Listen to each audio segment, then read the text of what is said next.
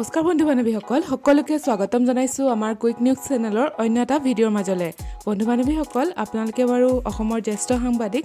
নিতুমণি শইকীয়াৰ কন্যাৰ খবৰটো পালেনে খবৰটো পালে আপোনালোকৰো নিশ্চয় ভাল লাগিব এই ভিডিঅ'টোৰ জৰিয়তে সকলোখিনি জনাবলৈ চেষ্টা কৰিম ভিডিঅ'টো স্কিপ নকৰাকৈ শেষলৈকে চাই থাকিব এটা কমেন্ট কৰি জনাবচোন শিশু শিল্পী আশ্ৰমিকা শইকীয়াৰ অভিনয় চাই আপোনালোকে কেনেকুৱা পায় 2019 চনত যতীন বৰাৰ ছবি ৰত্নাকৰত কৰা অভিনয়ৰ বাবে জ্যেষ্ঠ